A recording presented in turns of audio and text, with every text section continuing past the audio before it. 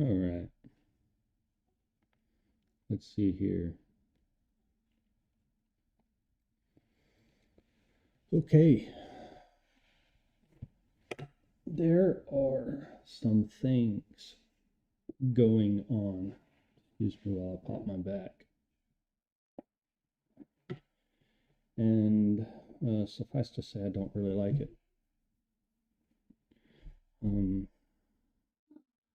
I work as one of the instructors with a company called Refuge Medical. A lot of you may know it, some of you may not.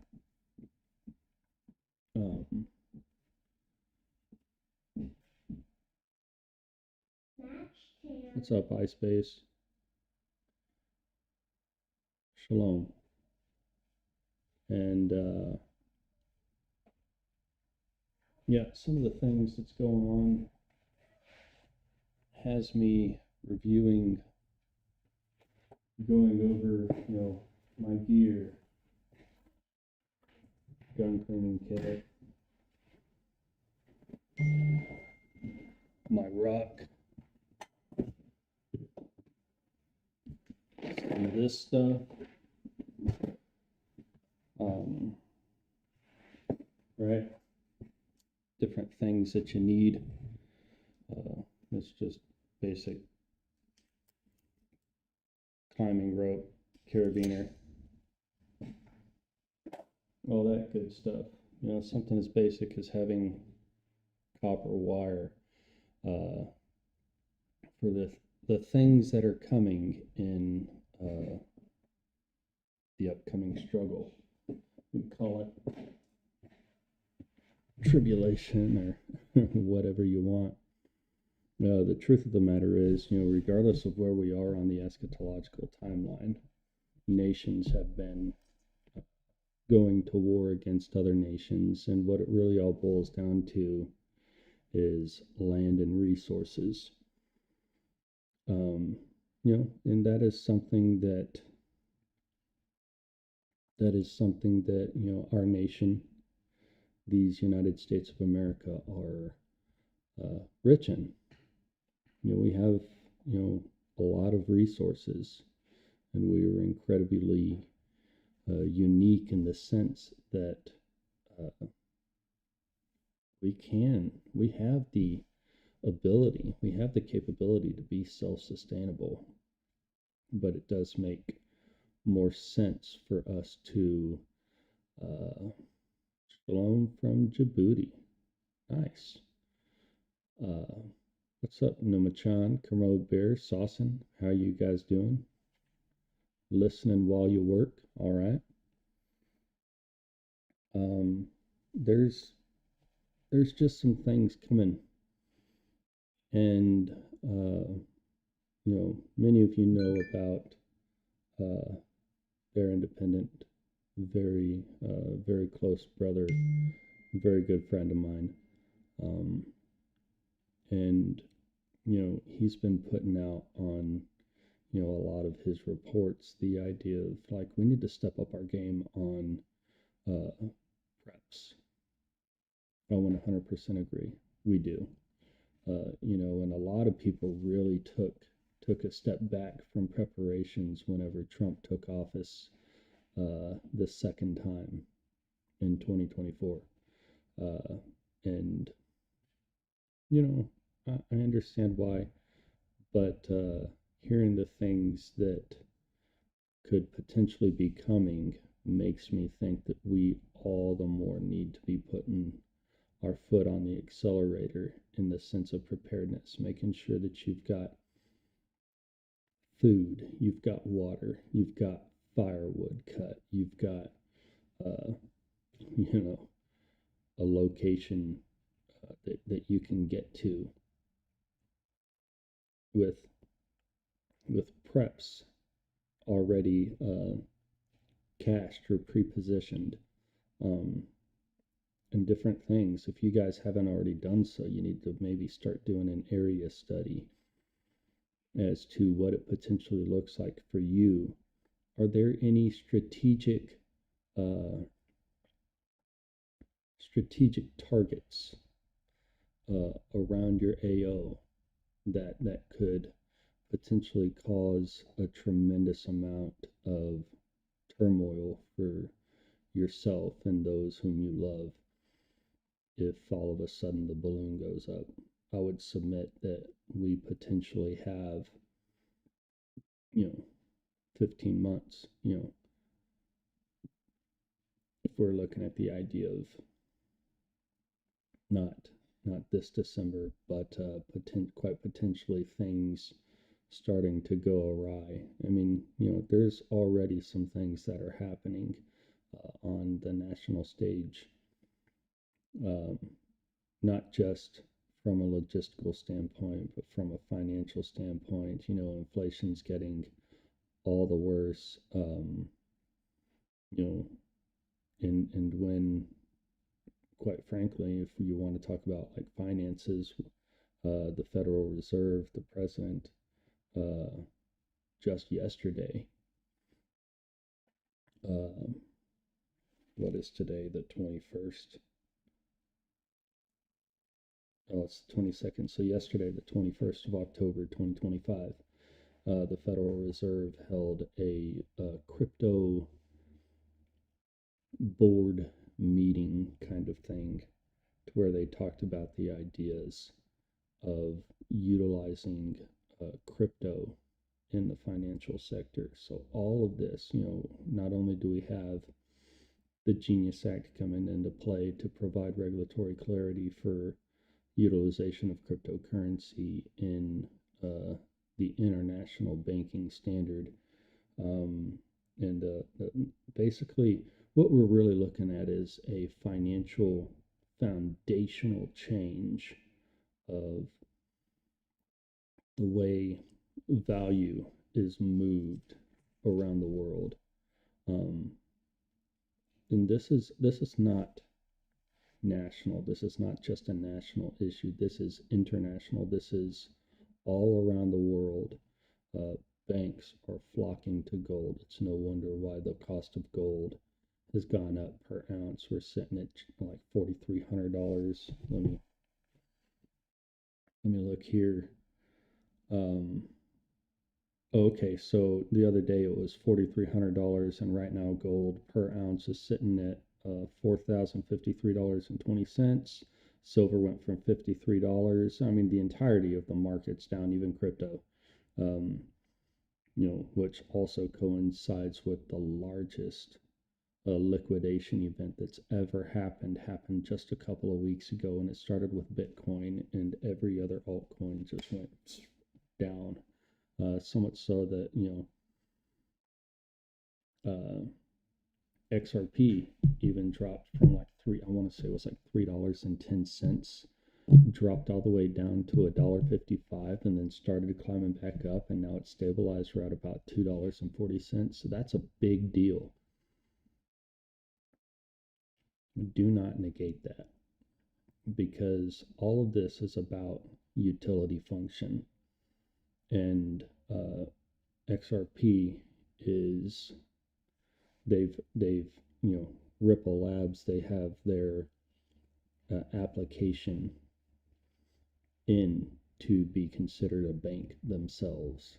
And I personally believe that XRP and RippleNet is going to be utilized as a main function for the transference of funds, the transfer of value, and all across the board, you have prominent individuals. We're talking Larry Fink, we're talking uh, Jamie Dimon, we're talking what's her name, the head of the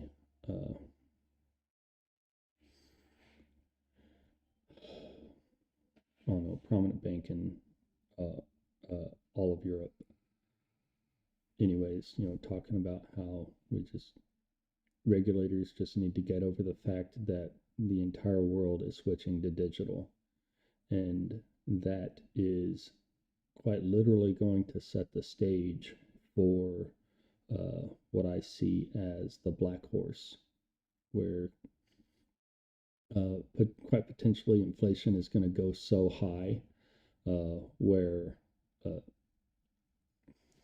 where a loaf of bread costs a day's wage. So where, a loaf of bread has steadily gone up. The organic bread that we buy is somewhere in the realm about, depending on what it is that we purchase and how much money we have at the time when we grocery shop, is anywhere from $5 to $8 per loaf. Milk has gone up. The cost of eggs has gone up. Meat's gone up. I mean, everything is getting quite ridiculous, to say the least. Uh, but even the cost and pricing right now doesn't touch what is coming. And, inflation on that level, I mean, quite literally, it's biblical. It's all the way biblical. So there's nothing we can do about it. It is coming. So what are you doing to prepare? Is the question. That's the entirety of the idea. Is we need to prepare. If you're not not squared away, I mean, naturally, I know myself. I took inventory of how many rounds that I have, straight down to the number. Um, and when I do my inventory, I don't take into consideration uh, how many loaded mags I have. I don't. Um, I just know that they're loaded. I take into consideration what I have as unloaded. Um, that way, my mind always thinks that I have less than what I really do. And that's just me. I mean, you guys might consider taking on a mentality such as that, to where it's beneficial for you, so that you know and understand um, that certain commodities, certain things. I mean, this is just some training ammo, 9mm, that I have on my desk. I've got a random AR stock, random AR grip. You know, what's that, hand sanitizer? Something as simple as butane, something that can be utilized to refill lighters and torches. You need combustion, you need cordage. I mean, we've spoken a lot about the what's it called? The 12 C's of Survival that T talks about a lot. Sorry, my wife texted me. We're talking about lunch.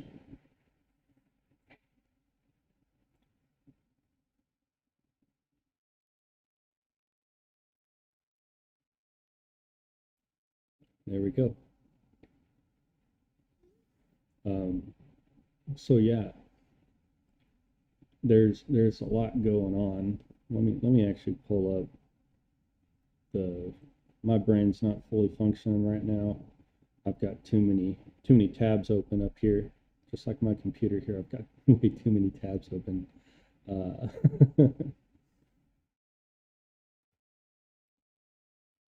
But let's see. We've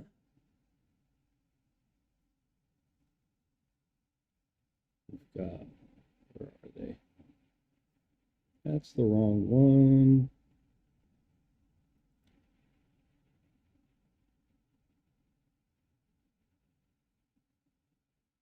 I'm sure it's in here somewhere.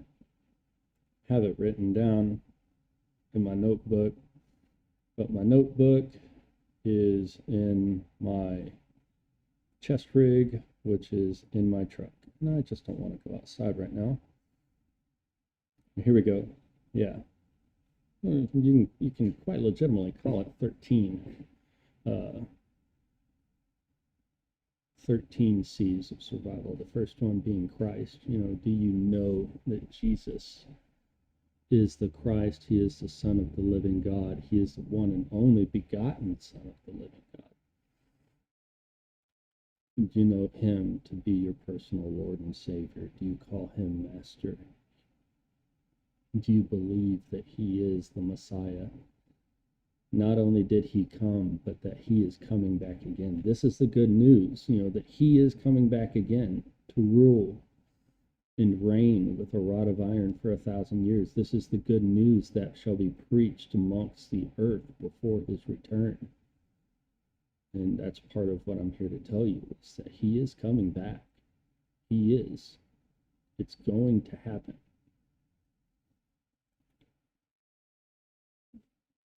So we start with Christ.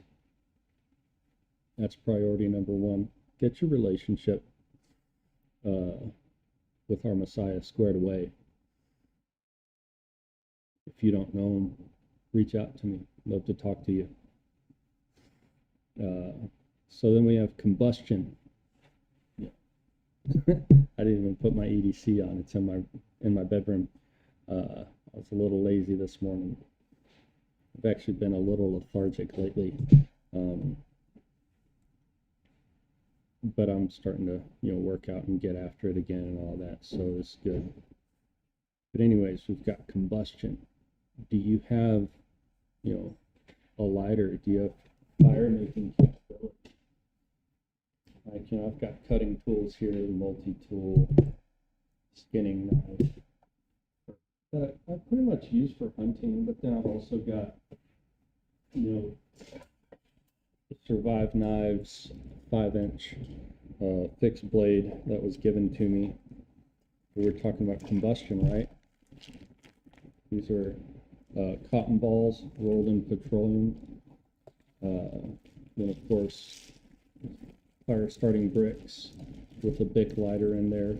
So we're talking redundancy, right? And then, of course, I've got, if everything else breaks down, this is like my last ditch effort. And I've got these large matches that burn pretty well. Then here I've also got some cotton for tinder to start a fire with extra striking pads and such here in a plastic bag to keep everything dry. And of course, this in and of itself has an O-ring on it, which keeps all of that, again, dry. So I've got redundancy in fire making combustion. And of course, on my EDC, I carry with me a cigar torch and a Bic lighter. So we've got that.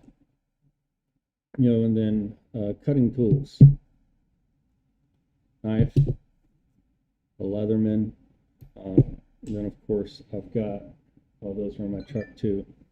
In my chest rig, I also have a silky saw and then some wire cutters. They're more like bolt cutters, but handheld, specifically made for the utilization of cutting wire. So different types of cutting tools. And then a container. I pretty much standardize on Nalgene's, Nalgene bottles. I don't have any here on my table. I think they're in the dishwasher right now. Container, something that you can utilize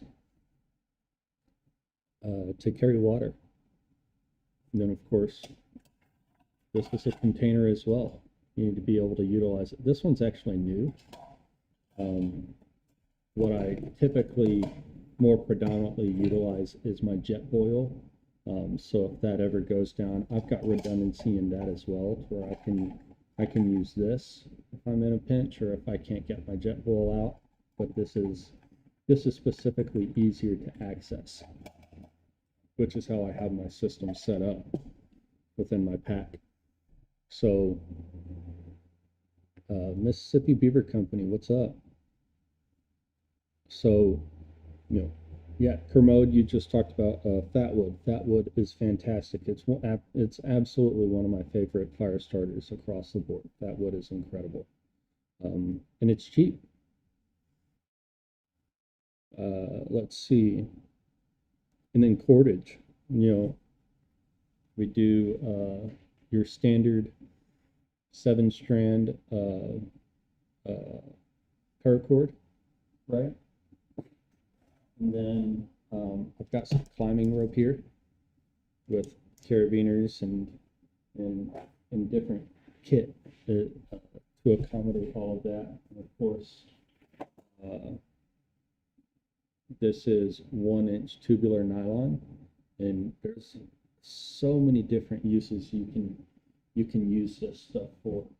Uh, I've got all kinds of cordage for multiple types of utilization. And like if you're trying to tie one piece of cordage to another piece of cordage and you don't want slippage, you want a smaller diameter cordage. Bank line is great for this purpose, where if I'm using my climbing line for a ridge line and then I need,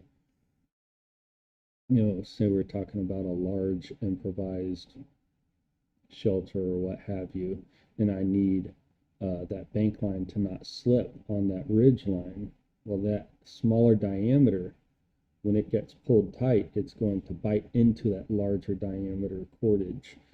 So food for thought, just different things for you guys to be thinking about for that. And then of course we have cover. Cover starts with the clothes that you're wearing, the types of clothing that you're wearing.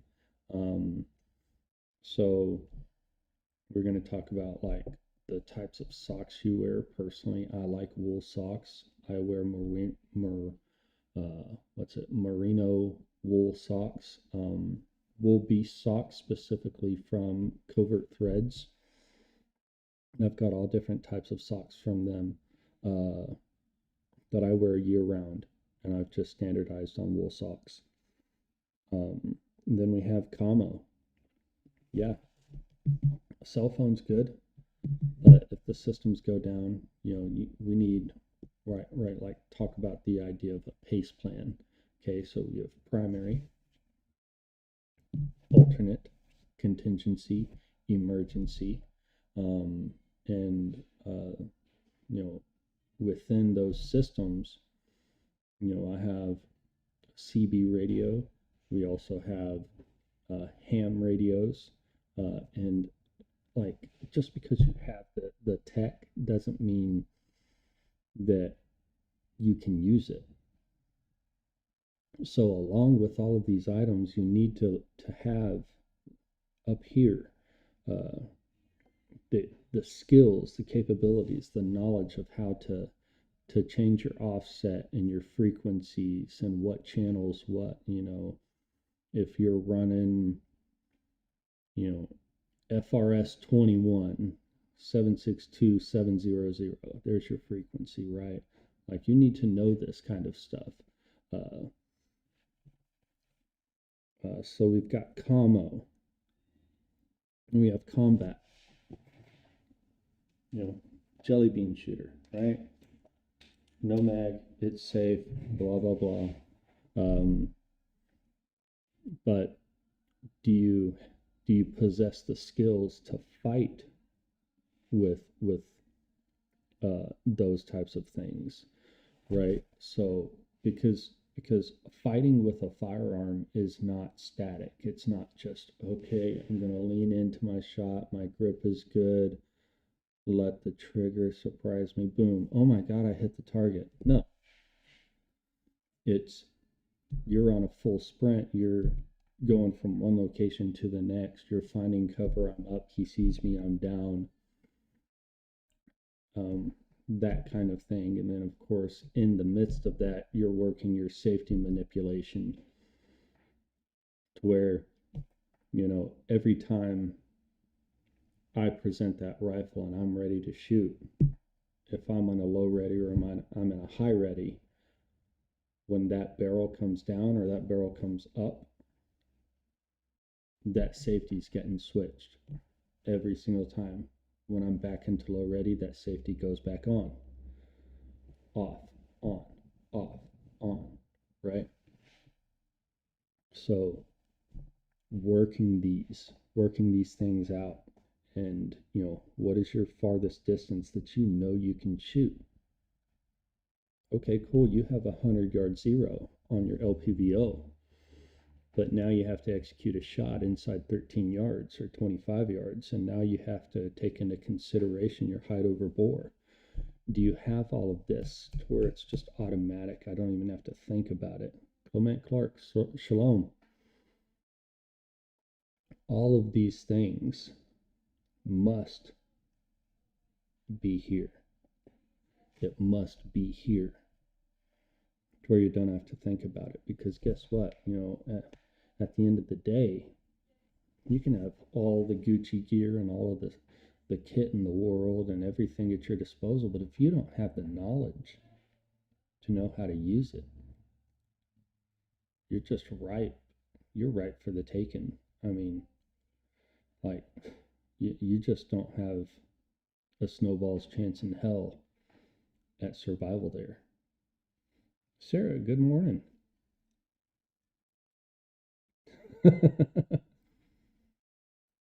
Tatoians, Tatoials, Tators.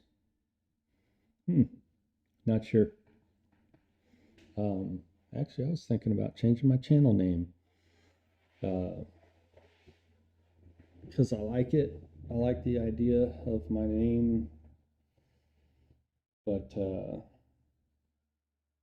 I've really only been doing videos as I have the time, and it is what it is.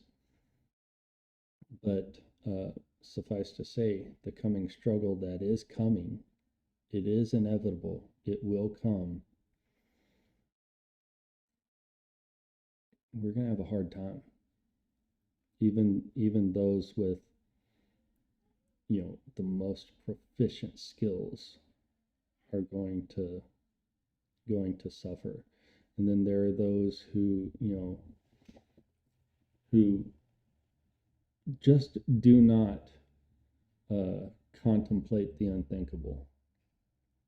Right? Do you actually spend time thinking about, well, what if a Red Dawn scenario really does happen? What if China really does try to invade? Which I don't think is far-fetched. As a matter of fact, I've had, and I by no means call myself a prophet, but I've had prophetic dreams of these things happening, stretching all the way back to 2013. So, as a matter of fact, the things that I've begun to hear um, from multiple different sources uh, harkens back to that dream that I had in 2013. Um, so it's important to say the least. I'm trying to be as vague as possible because there's some things that I just can't say. Uh, and I don't have by any means any exclusive information. A lot of it is just, a lot of it's just stuff that, many others have already said. But I do think that there are opportunities for preparedness that will get us uh, more or less squared away. So if you think about the ideas of, like, if there's a munitions depot that's close to you, or if you're not too far from a nuclear reactor that is providing power for a region in this country, or say maybe you live 150 miles from that, well, guess what? You're in a hot zone. I mean, you just are. So what are you going to do? Like, do you have masks? Do you have potassium iodide? Do you have the capability to flood your thyroid so that just in case something does happen, you're not going to be subjected to the issues that come along with nuclear radiation and poisoning? So all of these things are something that come to the forefront of my mind. Yeah, those dreams freak me out too, Sarah. I was absolutely in control and his will be done, but we still have to operate with a certain level of proficiency and wisdom.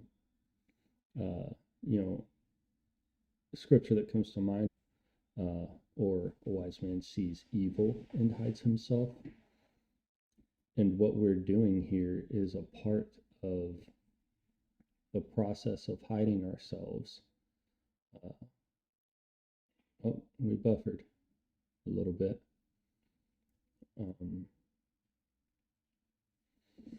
So yeah, so we just talked about combat. Can you fight, and not miss a shot? Because if you miss a shot, if you fire 250 rounds but you drop one, guess what? You got work to do. You got work. Because, what we're really chasing after is excellence, proficiency. So hone in your skills. And going back to combustion, can you make a fire when it's wet? When all the tinder that you have is wet, every bit of wood that you're processing for fire, and you've just had a torrential downpour and everything is soaked. Can you make a fire? I know I can. I've done it. But that's still a skill that I need to hone to make better, just so I can be sure that in the event that I actually need this skill, right? Like my wife, my kids, they're going to be warm. We're not going to be having to deal with, God forbid we ever have to deal with hypothermia. Because if the timeline rings true that's in my mind, we could be going through some shit in the middle of winter. And even the Bible says, pray that your exodus doesn't happen on the Sabbath or in winter. Why on the Sabbath? Because you should be resting and your feet's going to be kicked up. You're going to be reading the word, and then all of a sudden turmoil's going to break loose. It's a time where you're supposed to be resting, but you're not actually switched on. You're resting in the presence of the Father. And then in the winter, just think about the winter. I mean, it's just cold. Everything hurts. Everything that's going on, like everything is just more difficult in the winter, in my mind. So there's all of that to take into consideration. You have casualty care. Do you have medical? Do you have Mylar blankets if it is cold? Do you possess the knowledge and understanding of how to utilize these things? Do you know that Mylar blankets are not permeable? What about your body's respirations, and just the fact that your breath is moist? So when you're sleeping at night and you have a Mylar blanket on, now all of a sudden you're wet because the Mylar blanket is not permeable and it doesn't breathe. So now you're wet because you were sleeping under a Mylar blanket and you were expecting it to keep you warm and dry, but your own respirations make you wet, right? All of these different things, and that says nothing about, utilization of a tourniquet. How many of those do you have? Do you have an IFAC? Do you have a larger kit, with stabilization like SAM splints and stuff in case you encounter a broken bone? Can you pull traction on yourself? Can you pull traction on another so that you can actually allow relief in the event that there is a broken bone? Can you wound pack? Maybe you have all that stuff, but you don't know firsthand about medical aid. That's a problem. So next we come to calories. And calories is it goes along with water. Like those are two things that your body requires, especially when you're on a foot movement, because something happens and I have to leave this place. I'm going to drive my truck as long and as far as that gas tank will get me, which is typically about 500 miles. and whatever I deem is or the spirit deems is the safest direction to travel. And then, we're on foot from there if I don't have extra fuel, which that's another prep. We're talking about, the bug out bag here, the rucksack, and then compass. So I've got a couple of compasses. I've got a tritium compass, a Cominga tritium compass. I've got my Garmin watch here, which shows me immediately, just regardless of where I am, the refresh rate I want to say is about 20 minutes so that it's not draining the battery. However, it shows me wherever I am in the world, not only the latitude and longitude, but also the GMRS coordinates, which is important to have, depending on what your map is calibrated for. So do you have a map? Do you have a map of your AO so that just in case, and it doesn't have to be for shit hits the fan, but it can be, you have to call in a helo because there's no ambulances in your area or whatever the case is, right? All of these come into consideration. So then we talk about, so that's compass, and then we have candle. So not a literal candle, but can you create light in a moment when you need it? So all of your weapons need to have light, some form of white light so that you can see. But then also, do you have an EDC flashlight? And do you have spare batteries for those? So all of this matters, not just the weapons light, not just the headlamp, not just, your 90-degree angle light that you wear on your vest or on your shoulder strap of your ruck, but, do you have batteries for those? And if they're rechargeable, do you have the capability? Do you have a charging pack? And then, of course, we have conditioning,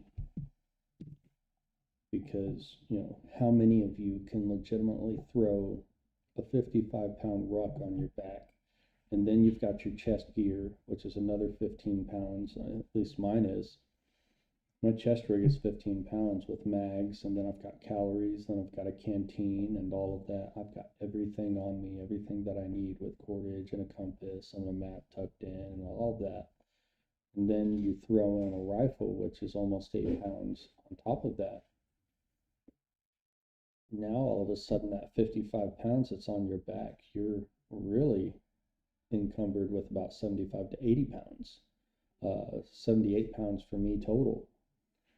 And that's wet. So that's with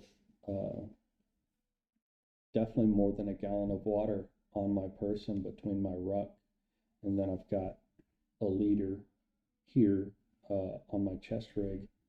And then of course that's calories as well. So that's everything all encompassed. So do you have the conditioning to even move a mile, regardless of terrain, regardless of water crossing, and then potentially have to fight in this situation just to get to where you're going? Do you have the conditioning? Or maybe you're 25, 50, 100 pounds overweight. A lot of people like to fantasize about the bullshit, of bugging out and all of that, and I've got my inch bag and I'm never coming home. Yeah, bullshit. You can't even carry it. You can't move from here to your mailbox without, doubling over, gasping for air. Do you have the strength to pick up a buddy, throw your ruck to someone else, and then, you pick up a buddy because they sustained a wound and you carry them however far it takes just to get to cover? Can you do that? At one point I could. I am not physically in, I do not physically possess the conditioning myself to be able to do that right now. But, you know, give me 60 days. Yeah, I will. Yeah, baby. I was able to get the nail that was on the top out. Is that just on the top? Is there still more in there? Stuff, but you know how I said it was hurting right here, up here? I got that. Nice. So now when I push on it, it barely hurts. Awesome. Good job. Keep working at it. You're doing good. I can see it. Well, if you can pull it out, you gotta be able to get to it. I know it hurts. I know it hurts, baby. This one kind of just. Do you have tweezers? I need tweezers. I lost mine. I think they're in Go get my kit. I think it's on my dresser. Okay, well, find them. I can do it. There's tweezers in that med pack there too. I know. I've been through this med pack because I'm looking for band-aids sometimes. Well, do it. All right. Well, let me wrap this up, and then I gotta go get lunch for mommy, and then go do some work. Sorry that I interrupted your video. You're good. I just wanted to show you. What's up, Lone Star? Come on, brother. Let's see. Currently lacking conditioning. So the cool thing is, you know, like Sarah, I understand, I know that things happen, but don't let the car accident be the reason why you don't pursue, you know, fast walking or throwing a ruck on and going for a walk, you know, trying to ruck a mile or what have you, or even just working out in general. We need strength, and above all else, we need endurance. So you have to have up here, one, a positive mental attitude, and two, you need to be tough.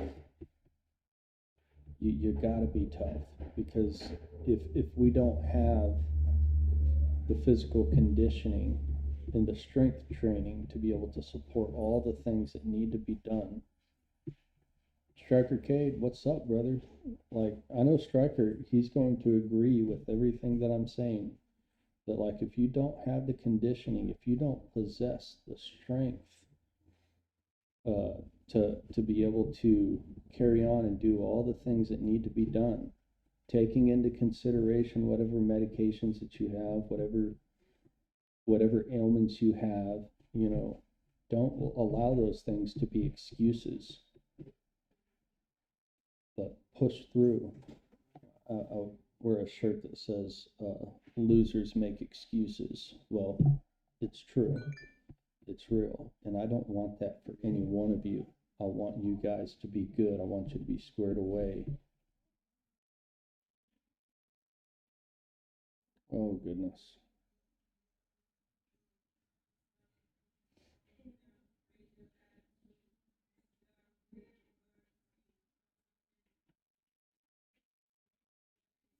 Sorry. Customer text.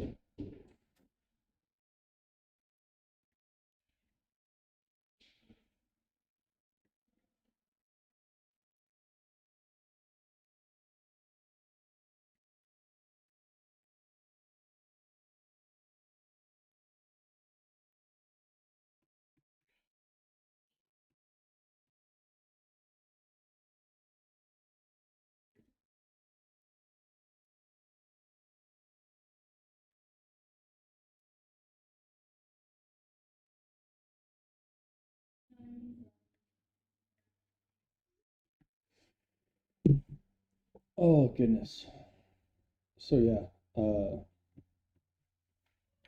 intestinal fortitude and the physical conditioning are prerequisite.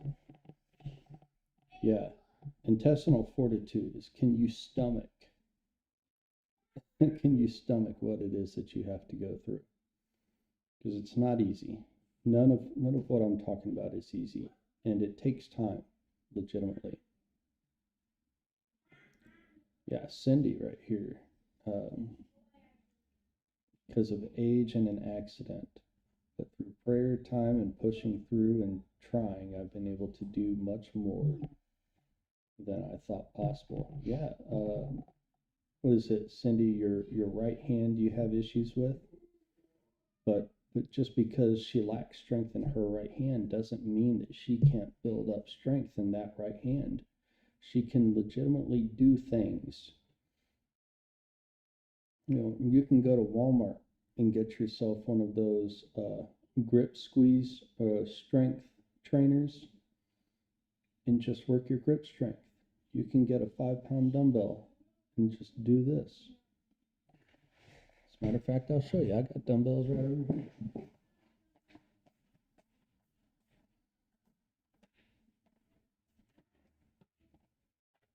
Let's do this number right here.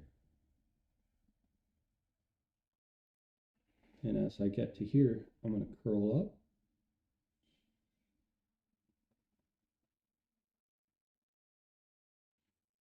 That is strength training for your hands.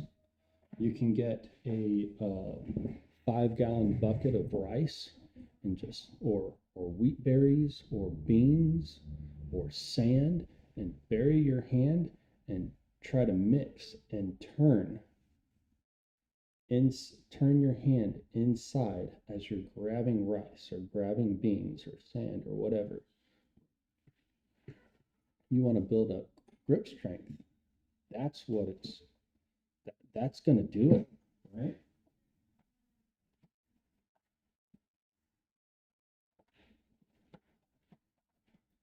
But then you also think about, just like Cindy said, I'm also learning to shoot left-handed. Well, we should all learn to shoot with our offhand, period. Unfortunately, she's having to transition her primary to her secondary. So all of these things come into consideration. Y'all can use the dumbbells. I use pass load framing gun. Hey man, framing gun, for me it was a 1 inch impact for years, and then turning and running bolts in my hands and all of that, grabbing hardware, countless of times a day working on a frame line. Don't misunderstand, not everyone is supposed to be a warrior, but without the ability to function in the face of adversity, what's the point? We're called to be assets, not liabilities. 100%. That's a great word, Striker. That's exactly what I'm talking about. Like I'm not expecting a 60-year-old woman to go to war with me. But if the event rises and she needs to protect herself while I'm doing other things, if we're running together, hey, I need to know that she can do some stuff, you know. And naturally, self-preservation is one of those things. So she needs to be able to overcome in the face of adversity so that she can sustain her life and carry on and move to cover. But, when times are good, hey, she can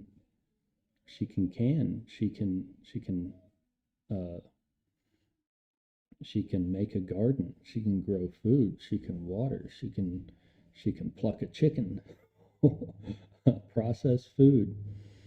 There's a lot of tangible skills there.